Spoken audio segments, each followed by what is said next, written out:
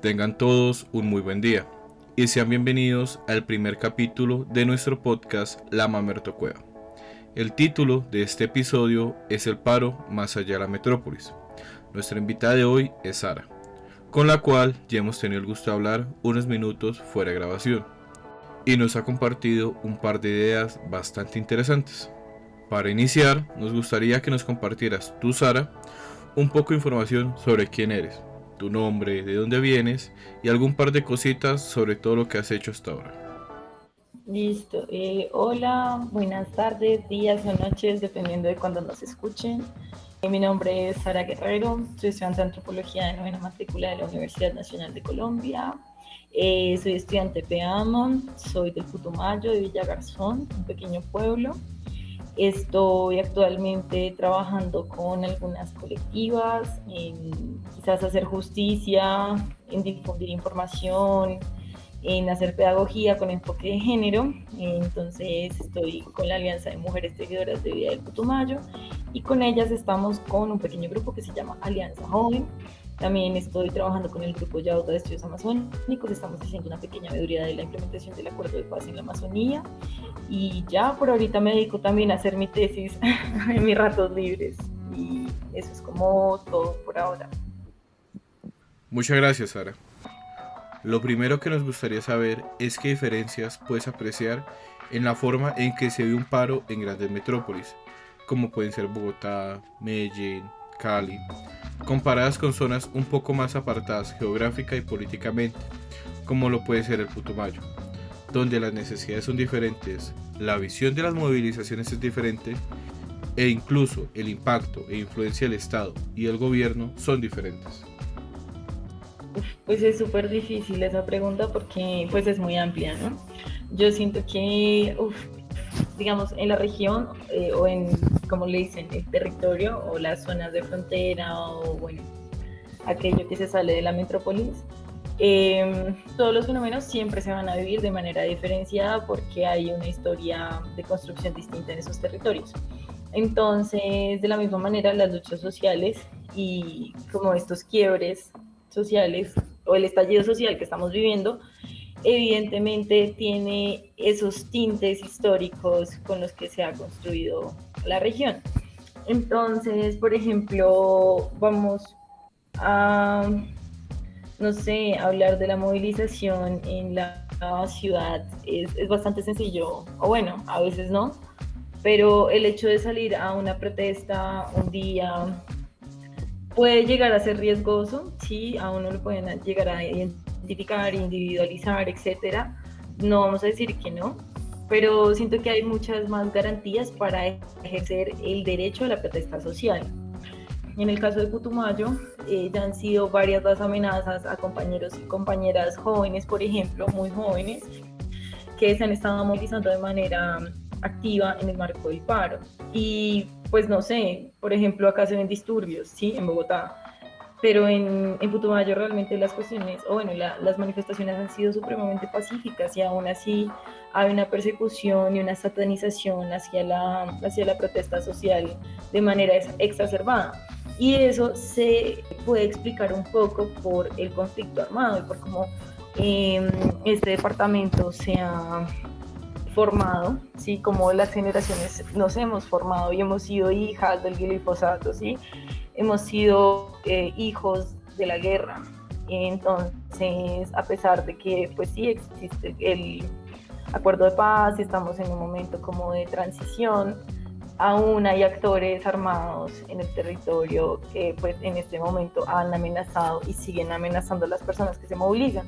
Entonces yo diría que hay menos garantías, ¿sí?, para ejercer el derecho a la protesta social, y eso es pues por la presencia diferenciada del Estado, ¿no? Como que en las regiones andinas a veces las instituciones estatales pues han hecho mucho más presencia, hay más organizaciones de derechos humanos, incluso hay unos cuidados colectivos entre las comunidades, cosa que en Putumayo no hay por la ruptura del tejido social. Entonces sí, creo que eso marca definitivamente cómo se puede o no manifestar el ejercicio de la protesta. Primero me gustaría de eso último que decías, y es de pronto aquí nosotros vemos la represión algo en las noticias, de pronto no tanto en los grandes noticieros como Caracol, el RCN, un poco más de pronto en un noticiero local, como aquí muchas veces en City TV, que son los que están todo el día ya pegados a la protesta. Pero pues me parece interesante, tú hayas visto, nos cuentas de mucha movilización pacífica, pero pues no sé, porque aquí de pronto nos llegan las noticias si has visto casos de represión directamente, no de amenazas, porque eso siempre va a haber y pues después me gustaría que profundizaras después, pero directamente represión de los pocos agentes del Estado que hay, se han visto atacados directamente, no sé si ha llegado el ESMAD hasta allá o directamente lo reprende la policía a pues ese tipo de regiones, sobre Sí, todo por en supuesto. que tú sabes. Por supuesto, mira que en algunos municipios pues no hay SMAT, o sea, realmente como que vinimos a ver SMAT en el marco de este paro. Desde el inicio, sí, desde el 28, pues bueno, la gente salió a manifestarse y después, sí, las semanas siguientes, en cuanto el paro fue escalando, las acciones de represión se fueron también escalando de la misma manera. Entonces, en efecto, no había SMAT y de un momento para otro pues ha llegado el SMAT, han golpeado menores de edad, igual la ciudadanía se ha movilizado muy activamente para denunciar todo este tipo de atropellos, pero el uso de la fuerza, sí, en definitiva, ha sido muy desmedido, ha sido completamente desmedido, barbárico, atentado contra la vida de, por ejemplo, un manifestante en mi pueblo, se llamaba Jordani Estrella, era un chico súper joven que se encontraba el día 31 de mayo en un bloqueo, y ni siquiera el SMAT, la policía, sino como un escuadrón que se llama Policía Antinarcóticos, pues le disparó, ¿sí? Asimismo, pues yo mencioné que han habido pues amenazas a líderes sociales y han habido asesinatos también a líderes sociales en el marco del paro. Entonces, bueno, sí, los asesinatos han sido, pues no sabemos quiénes, sí, aparentemente, pero también pues responden a que no hay garantías y a que en general desde las instituciones se está marginalizando la protesta, y uno de esos actos de marginalización pues es la represión que se ha vivido en las calles. Vale. Petito, una cosa, ahorita mencionabas de pronto cómo en el Putumayo ha estado muy presente el conflicto armado.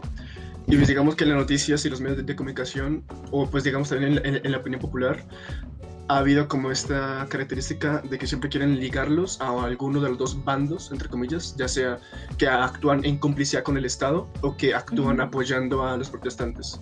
¿Cómo ha sido, digamos, la relación de los grupos armados y el paro en regiones como el Putumayo?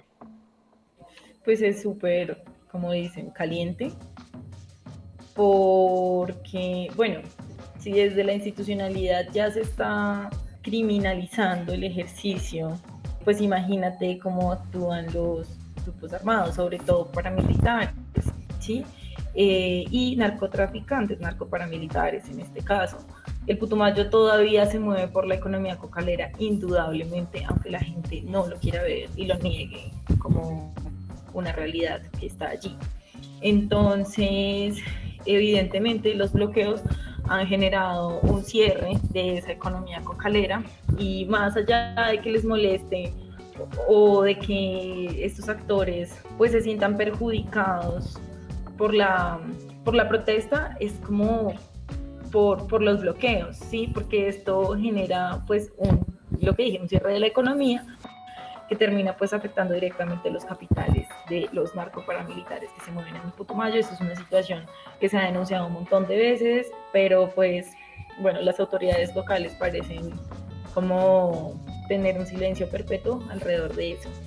Y también como este estigma hacia la juventud y hacia la protesta en Colombia, que pues está en todos los municipios, en todas las regiones, sobre eres de izquierda, ¿no? Y eso se traduce, o sea, reclamar derechos por alguna razón simplemente te lleva a pensar eres de izquierda, y por tanto haces un montón de asociaciones ilógicas reales.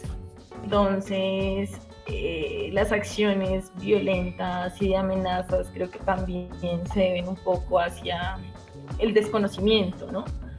Como que bien los actores armados y narco paramilitares pueden hacer las amenazas, pero también la población civil ha llegado a ser violenta a partir de esos estigmas, ¿no? Que empiezan a confundir un montón de ideas y tú al final no sabes de qué están hablando, cuando simplemente estás reclamando lo que es justo. Bueno, y con base a eso, como todos esos casos de abuso policial, la falta de garantías, uno pensaría que las banderas del paro en Putumayo, pues, son un poco diferentes a las de las grandes ciudades, de pronto están un poco más inclinadas a la cuestión de bajarle la represión policial, no sé. Tú nos contarás si de pronto las banderas del paro en Putumayo son muy diferentes a las de las grandes ciudades, qué es lo que más reclaman. No, pues es que este paro es súper particular, ¿no? Porque, pues bueno, inició por una reforma, pero explotaron muchas cosas al tiempo y muchos malos manejos y al final creo que lo que queda es reflexionar sobre el comportamiento que ha tenido el Estado con la ciudadanía, con la nación, con la construcción del proyecto nacional, así como en qué términos se ha hecho, quiénes hemos sido las personas más perjudicadas en ese sentido. Y pues lo de la reforma es como la punta del iceberg en medio de todos los problemas y todas las reclamaciones, ¿sí? Entonces, en efecto, el Putumayo tiene sobre todo algunas consignas inclinadas hacia la implementación del acuerdo de paz. Es que es fundamental. O sea, si se hubiese cumplido a cabalidad con el acuerdo y también con la Constitución, si la Constitución del 91 se cumpliera como, no sé, como debería hacerse según el papel, pues esto no estaría sucediendo, ¿sí? O sea, es que los reclamos yo siento que se pueden como sintetizar en eso, pero eso ha sido como demasiado pedir para el gobierno de turno. Entonces, después de las negociaciones del 2016, fue al intentar cambiar toda la estructura social de un país.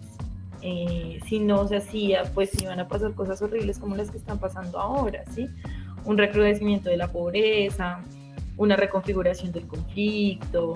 Entonces, en Putumayo, digamos que las reclamaciones van puntualmente hacia la implementación, porque la implementación integral puede llegar a lograr mucho y puede llegar a abarcar los problemas pues, que estamos como teniendo en este momento. Entonces, eso por un lado. Por el otro también se exige, la consigna es no al glifosato, ¿sí?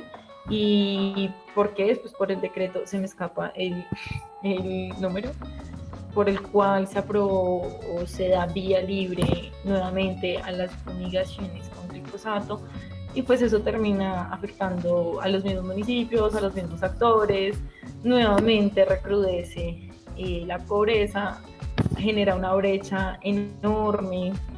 Entonces, esa también es una consigna muy particular. Yo diría que esas dos podrían llegar a ser como esenciales en este momento.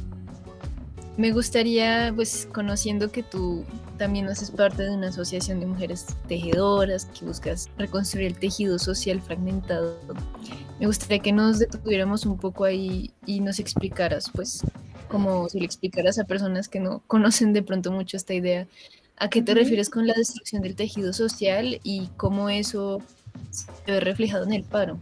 Sí, en la forma en que se está dando el paro. Nada, porque, bueno, vamos a hacer de cuenta que como un punto de partida tenemos que el ser humano es un sujeto, es un animal, es un ser social por naturaleza, ¿sí?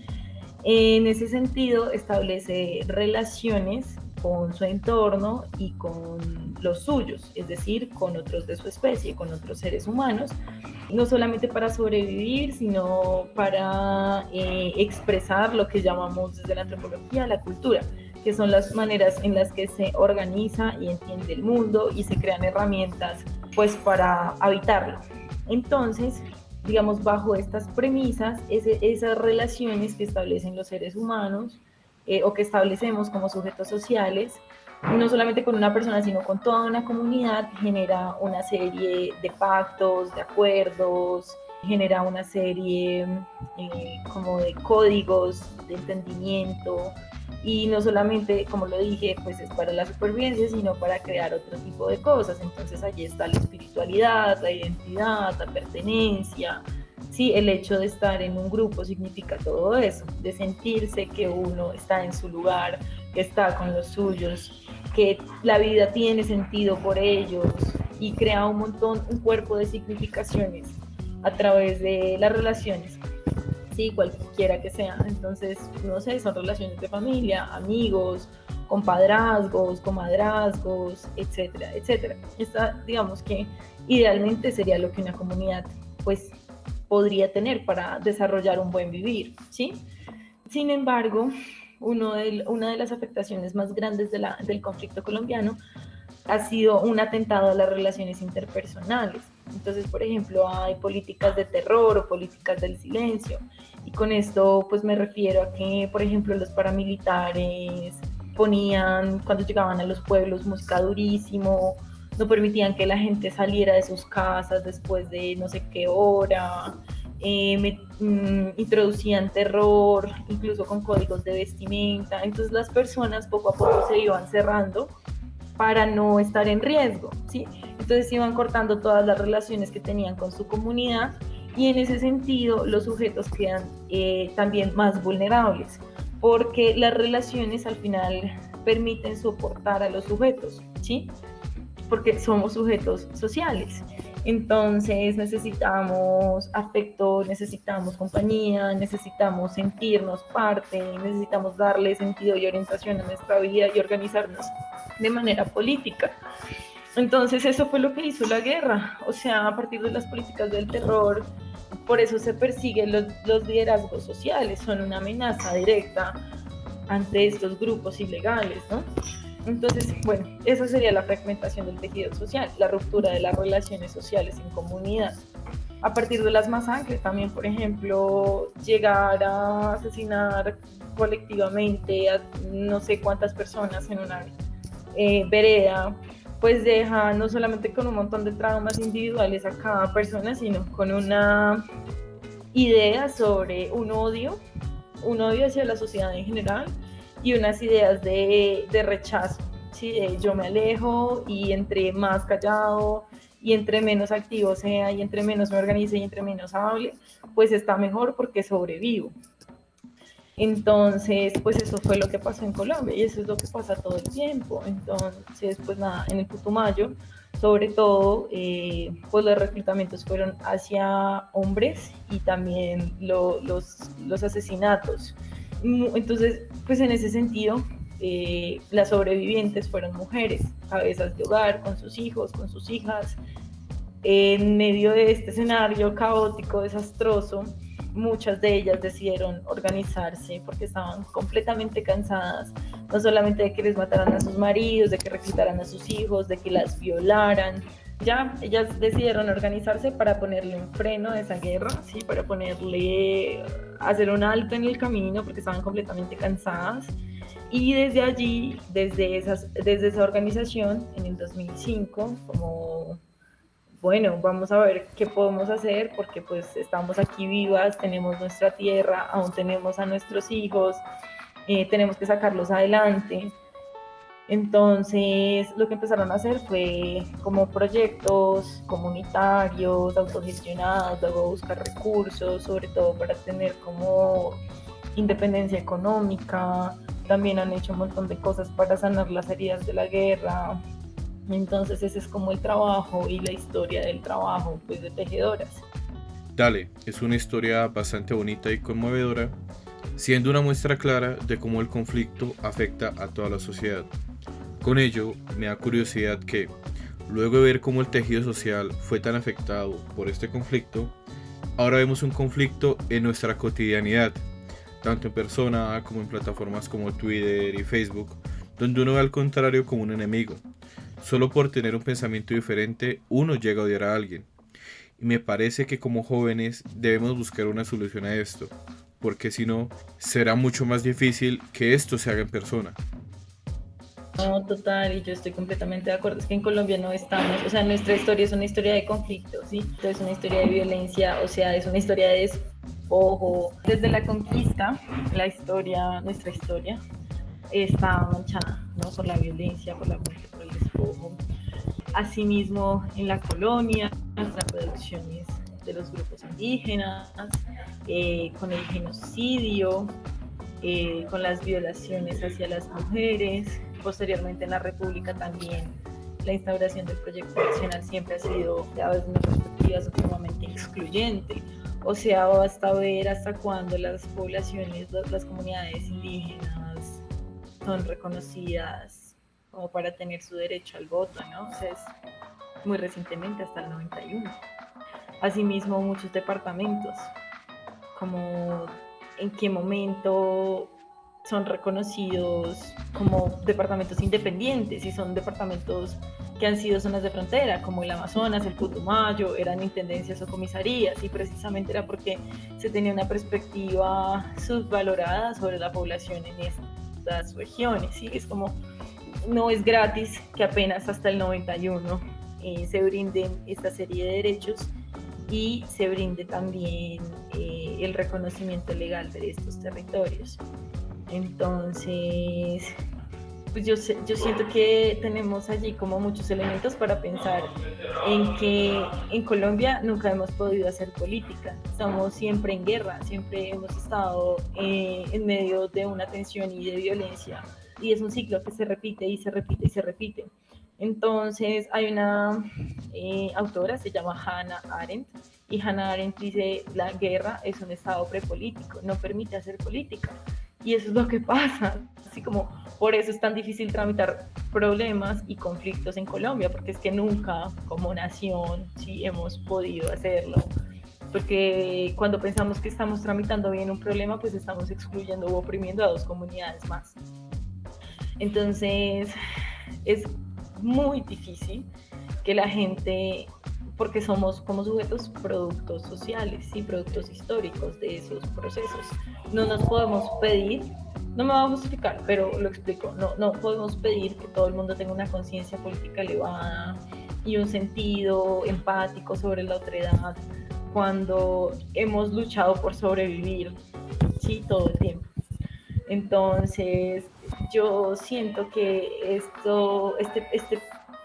conflicto del trámite y resolución de dificultades, pues tiene que ser historizado y tiene que ser muy complejizado, ¿sí? Para que la gente aprenda a resolver los conflictos en la cotidianidad, es necesario ver que primero somos incapaces de hacerlo. Y la democracia no es una cosa intrínseca que está en el aire, sino que es algo que se aprende, ¿sí? Es un ejercicio que se aprende en la calle, que se aprende en la casa, que se aprende en la familia. Y asimismo la participación y la validación del otro como mi semejante es un ejercicio constante de construcción consciente. Entonces yo no sé si me perdí la pregunta, era cómo lo hacemos, quizás primero tomando conciencia individual y luego colectiva con quienes estemos sobre nuestra incapacidad como colombianos para tramitar el conflicto, porque las familias, por ejemplo, también son núcleos de violencia. Y pues desde allí podríamos, a través primero de la aceptación, empezar a trabajar en ello como si fuésemos infantes en el tema. Sí, hay que aprenderlo desde cero, como qué es la política, por qué es importante, qué significa la política electoral, qué significan los procesos de base, por qué es relevante la posición de uno u otro sujeto, sin que sea, por más opuesto que sea a mí, pues no es mi enemigo, sino que pues simplemente es una persona con la que discrepo, ¿no? Pero hay que hacer mucho trabajo, en conclusión. Vale, pues un término que me llamó mucho la atención fue el sentido empático por la otredad.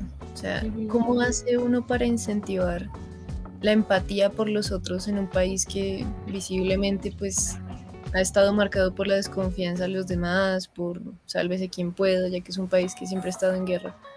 ¿Cómo haces tú a través de tu grupo de tejedoras o cómo incentivas tu nivel de comunidad que eso se recupere en el Putumayo? Me llama muchísimo la atención eso. Cómo despertar el sentido de la otra edad, eso es una cosa bellísima, yo creo. Fue como un elemento principal para superar el conflicto sudafricano.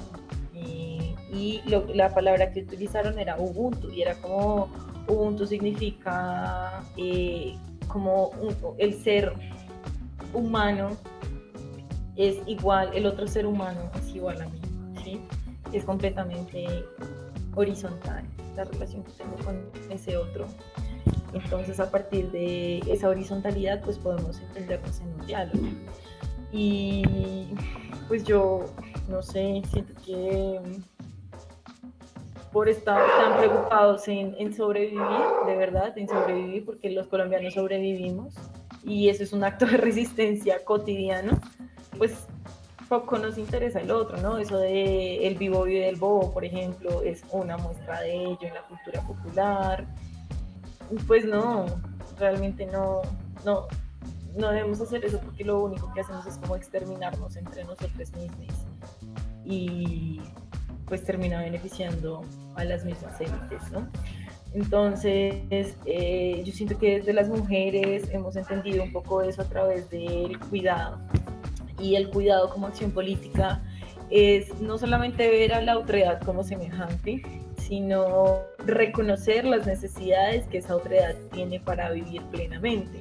Y son no solamente sus necesidades básicas, sino unas necesidades, no sé, por ejemplo, afectivas, de atención, de escucha, unas necesidades que a veces se han feminizado, ¿no? Como solamente somos nosotros las sensibles, pero bueno, ese es otro tema. La cuestión es que desde las mujeres siento que con la alianza se ha apostado a esas acciones radicales de cuidado, para horizontalizar y para ser empático con el otro, con la otra. Y es como ambos nacimos aquí, ¿sí? Ambos nacimos en el mismo pueblo, ambos hemos aguantado hambre, ambos hemos sido desplazados. ¿Qué nos hace diferentes? O sea, ¿qué lo hace usted o qué la hace usted más o menos que a mí? Absolutamente nada. Y pues yo no, o sea, no hay unas reflexiones académicas en eso, sino son súper prácticas, son solo acciones prácticas. Y son acciones comunitarias, por ejemplo, son capacitaciones para todas las mujeres, no es como yo me quiero capacitar y quiero ser la lideresa, sino como todas vamos a ser lideresas y todas nos vamos a capacitar y todas vamos a sacar a nuestros hijos adelante. Entonces, esa sensibilidad y esa empatía con la otredad, sí siento que se ha despertado mucho desde ese cuidado, desde esa necesidad de cuidado. Y es una necesidad a veces que pues es muy maternal, no debería serlo así, pero lo ha sido en el caso del Putumayo. Y pues no sé, si tú ves quiénes son señoras, ¿sí? Que han pasado toda la vida en guerra y que saben lo que es pasarla literalmente en el infierno. Creo que desde esa experiencia pueden como desarrollar o han desarrollado una sensibilidad increíble, y es como si todos fuesen sus hijos. Sí, es una cosa bellísima. Vale, muy chévere. Muy entrenecedor también en parte escuchar todos esos relatos.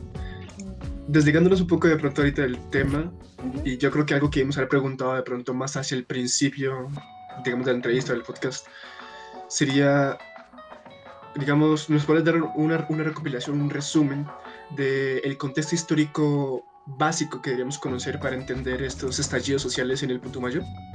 Tanto ahorita con el conflicto, como de pronto incluso antes, como dices tú, la marginación de las comunidades indígenas, etcétera. Sí, pues yo siento que en general para pues entender el conflicto en el Putumayo, pues simplemente, o bueno, podemos como tener una lupa de la Amazonía. Entonces voy a hacer echar un cuento largo. La Amazonía, o bueno, no solo la Amazonía, sino que en general la nueva América o Abya-Yala es este pedazo de tierra que fue colonizado y masacrado, ¿sí? Desde la conquista, tuvo como desde los conquistadores se construyó una perspectiva del salvaje, ¿sí? Salvaje, caníbal, un salvaje incomprendido, primitivo, que ellos por alguna razón fundamentados sobre todo en la religión católica, tenían el derecho de salvar, de domesticar, para llevar al reino de Dios. Entonces, este mito del salvaje pues se fue extendiendo y se ha ido extendiendo a lo largo de la historia. Conforme avanzaba la conquista, pues se iba buscando aquello que se llamó el Dorado, ¿no? Y el Dorado era una tierra prometida donde había un montón de exuberancia y abundancia que los conquistadores estaban persiguiendo. Este mito, digamos que logró calar muchísimo y muchos conquistadores pues intentaron llegar a la Amazonía o ingresar a ella para encontrarla. Pero las condiciones, sobre todo ambientales, fueron desfavorables para estas personas y pues eso fue uno de los factores por los cuales la región amazónica pues no fue incorporada al Estado-Nación, ¿sí? Por ejemplo, la incorporación de la Amazonía al Estado-Nación es del siglo XX, ¿sí? No tiene 500 años, no tiene 300 años, entonces funciona de una manera muy distinta. Entonces están esos mitos de cómo se ha visto esta región a través como de la exuberancia, pero también de la marginación de las comunidades que la han habitado. Entonces siempre ha sido como una frontera o una barrera geográfica y de salvajismo. Entonces, por ejemplo, ha sido vista también desde la literatura como un infierno verde. En la vorágine se la nombra así, la Amazonía como un infierno verde, donde incluso se echaba o se tiraba a los reductos de población del centro del país, que esto viene siendo prostitutas y vagos. Se los echaba al Guaviare, al Meta, porque no servían, ¿sí? Entonces ha sido una tierra de forajidos y también de marginados, cosa que es muy, no sé, como muy loca, ¿no? Es como el viejo criollo o tropical. Entonces, digamos, ya hacia el siglo XX lo que ocurrió fue la bonanza cauchera y con esto la incorporación de la Amazonía a la economía global y digamos que la bonanza, ¿sí? de la casarana fue como un acelerado genocidio de las poblaciones indígenas que eran esclavizadas, que eran obligadas a partir también de la servidumbre y del endeude a prestar sus servicios para la explotación de este producto. Y a partir de ese fenómeno económico se empezaron a trazar como caminos, rutas de comercio y ahí entra el Putumayo. El Putumayo fue un lugar de comercio para llegar al Amazonas. Entonces, por eso digamos que empiezan las pequeñas fundaciones como Puerto Asís y también Mocoa. Mocoa fue una colonia penitenciaria o una cárcel, igual que la colonia penitenciaria de Araraquara, y fue creada para presos políticos. Mocoa tiene como cerca de 400 años por esa razón, era un lugar para echar a aquello que no servía en el centro del país. Entonces, bueno, ya después vuelvo acá a la Casarana con la creación de caminos de comercio. Y lo que pasa en el Putumayo es que después de la bonanza cauchera hay otras bonanzas, hay también la bonanza de pieles, la bonanza o la extracción de especies madereras y posteriormente desde el 62 hay bonanza petrolera. Entonces todos los fenómenos económicos que han sucedido en este departamento son economías extractivas y las economías extractivas funcionan bajo un sistema como muy similar y entonces hay un producto que es deseado en el mercado mundial, ¿sí? No es un mercado nacional, siempre es en el mercado, se pide a nivel internacional. Ese producto se encuentra en alguna zona, a esa zona, pues vamos a hablar del Putumayo, al Putumayo, pues han llegado a buscar esos productos que han tenido como valor en el mercado global. Lo que pasa allí es que hay una migración de mucha gente, mano de obra barata, sobre todo prostitutas, igual, o sea, las prostitutas también han ocupado como un papel pues muy particular en estas economías, ¿no? Porque lo que llegaban eran hombres a trabajar y con ellos bares, prostíbulos, billares, etcétera. Luego, lo que pasa con la economía extractiva es que el recurso se acaba. Mientras el recurso está vigente, la explotación está vigente, los precios y la calidad de vida suben de manera exorbitante, entonces se crean poblaciones. Sin embargo, pues cuando esto se acaba, pues se acaba el medio de vida y como las personas construían sus lazos a partir de esa industria, pues se quedan sin lazos, entonces muchas de ellas deciden migrar y lo que quedan son pueblos marginales, que nunca hay un bienestar social con la economía extractiva, jamás, jamás.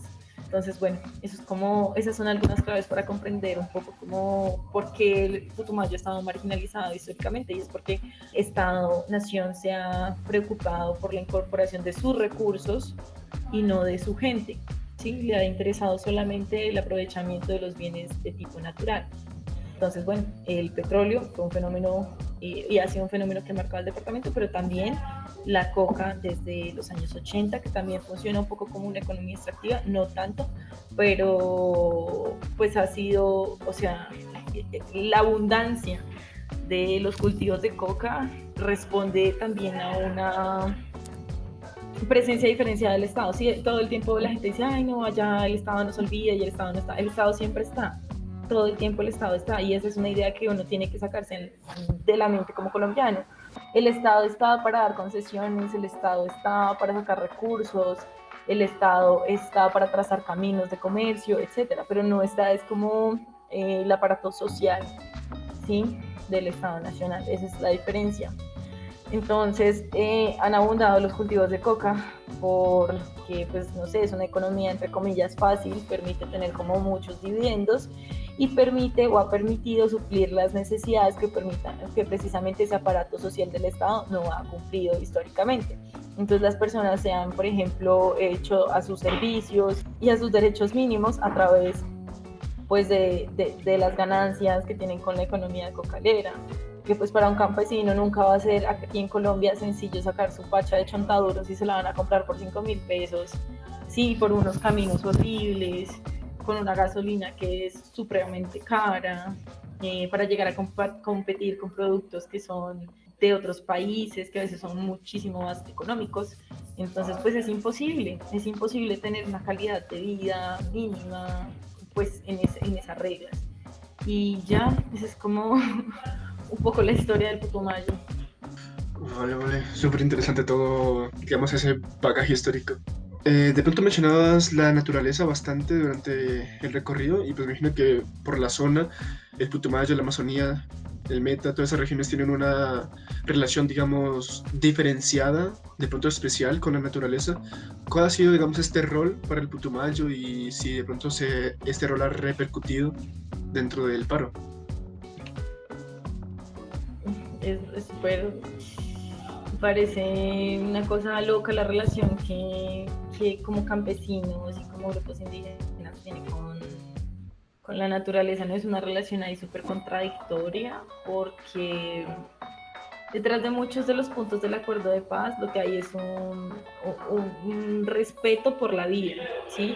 Y un respeto por las formas de vida bajo los términos que las comunidades tienen para lograr su buen vivir, ¿sí? Entonces, partiendo de esa premisa, pues una buena vida no solamente es tener pues la comida, sino que una buena vida para un campesino es tener tierra, ¿sí? Y una buena vida es tener el río y tener las gallinas y tener los peces y tener el plátano. Entonces, detrás, e insisto, detrás del acuerdo de paz o lo que considera y concierne a la reparación, por ejemplo, de las víctimas, obviamente que tiene que ver con una defensa y salvaguarda de sus territorios, porque para, en serio, la población campesina, la tierra, por ejemplo, que es punto 1, reforma rural integral, también la devolución de la tierra es una cosa fundamental en su derecho a la reparación y no repetición. Entonces, no, y tampoco la gente quiere su tierra para venderla, ¿sí? Porque eso no tiene sentido, sino que quieren su tierra para habitarle, para llenarla de significados, y a nadie le sirve un río contaminado, ¿sí? Porque no, simplemente eso no tiene sentido dentro de la cosmovisión de muchos grupos.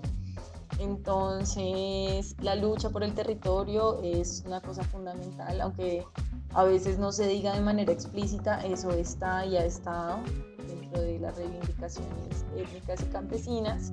Y, por ejemplo, en el caso de Villa Garzón, lo que hay es un desacuerdo constante con las comunidades y la empresa de explotación petrolera, que es Gran Tierra Energy. De hecho, hubo un abuso de fuerza concreto en uno de los pozos de Gran Tierra Energy porque la comunidad se encontraba en desacuerdo de la explotación de este hidrocarburo. Yo tengo como un concepto, bueno, no es mío, realmente no es mío, sino que lo estoy usando en este momento y es para entender precisamente todo eso. Lo que hay ahorita o este estallido social, siento que es un llamado o un grito colectivo de la necesidad o una muestra también de las acciones de reexistencia. Y este es un concepto de un escritor brasileño que se llama Porto González. Él dice como la reexistencia no solamente es la lucha por existir, ¿sí? Por estar aquí y respirar y hacer lo que los demás hacen, por ser un 28ero, que es un empleado que contratan cada 28 días en la industria petrolera para no pagarle salud ni pensión, pues lo que hace la gente es rehusarse a hacer eso, hacer lo que el sistema hegemónico quiere que uno sea, hacer, pero a veces miserable, trabajando para otros. Y lo que han hecho comunidades latinoamericanas es oponerse a partir de la reexistencia, que es una forma distinta de ser, pensar y hacer. Y es un poco lo que está pasando en el paro. O sea, ahorita no es como vamos a negociar en los términos que ya están. La gente está diciendo no, los términos que están mal. Y ese es el problema, ¿sí? Como se ha delimitado nuestra realidad es violenta per se. Entonces no vamos a negociar bajo unas reglas que de por sí ya nos vulneran y nos ponen 3 pasos de desventaja. Lo que vamos a hacer es una lucha colectiva por establecer nuestros propios términos para vivir, pensar, sentir, hacer en general. Ok. Ya para ir despidiendo el podcast, nos gustaría saber si podrías dar algún mensaje a la gente que nos escucha. Si crees que Colombia aún tiene esperanzas de mejorar y si nosotros, como comunidad, estamos haciendo las cosas bien, ya sabiendo que el gobierno definitivamente no lo está haciendo. De paso, también compártenos las cuentas de los grupos en los que participas, para que la gente que nos escucha los pueda encontrar.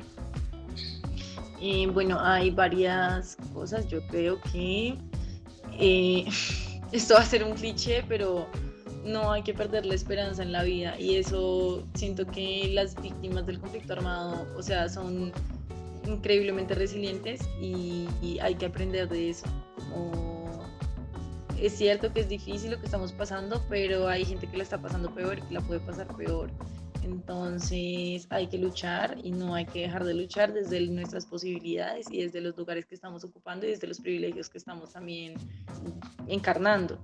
Entonces, pues digamos que mi llamado sería hacia, sobre todo la organización, porque puede que haya mucha voluntad en todos los procesos, pero es necesario que hayan unas apuestas políticas concretas, que haya como una perspectiva amplia sobre las luchas, y esto incluye como una lucha interseccional, o sea, las luchas políticas tienen sí o sí que ser como interseccionales, tienen que ver cuáles son los sujetos que están allí, si no hay un sujeto único y representativo, sino que hay que ver la diversidad en los colectivos, y esa es una de las claves que yo creo que es necesario como llegar a evaluar todo el tiempo. Y obviamente yo siento que Colombia tiene es bellísima, me enamora la gente, me enamora la tierra y siento que hay muchas voluntades de construir. Sin embargo, hay como una estructura política narcoparamilitar pues que es supremamente violenta y atenta contra la vida. Eso es lo que a mí me da miedo, pero yo creo firmemente en los procesos de base, creo en las organizaciones que se han construido a partir de un proceso pues supremamente orgánico. Entonces sí, creo que obviamente hay esperanza, que poco a poco las cosas se van cambiando. Espero sobre todo que esta nueva generación, o sea, este relevo generacional que estamos dando, sirva y se traduzca en algo, en mejorar la vida y en permitirnos tener un país que hemos soñado muchos colombianos. Y ya para finalizar, pues bueno, las redes sociales, está Jóvenes Tejedoras en Instagram, también en Facebook. Pueden encontrar el grupo Yauda también en Instagram y en Facebook, ¿sí? Yauda Estudios Amazónicos. Y pues yo estoy como en un semillero de ellos, pero igual el trabajo que están haciendo es genial. Y ya podría como invitarles a que revisen pues los contenidos que estamos como sacando con Jóvenes Tejedoras, que pues son hechos con muchísimo amor. Y nada, muchísimas gracias por la invitación. Está genial el proyecto, espero que pues esto pueda servir y se traduzca, no sé, en que la gente se informe y que conozcan el paro desde las regiones. Muchas gracias a ti, Sara. Fuiste una invitada muy interesante, sobre todo para nosotros, al darnos un punto de vista mucho más amplio del que teníamos. De nuevo te agradezco por haber participado y espero que lo hayas disfrutado tanto como lo hicimos nosotros. Sí, estuvo muy chévere. Muchas gracias. Muchas gracias a ti, Sara.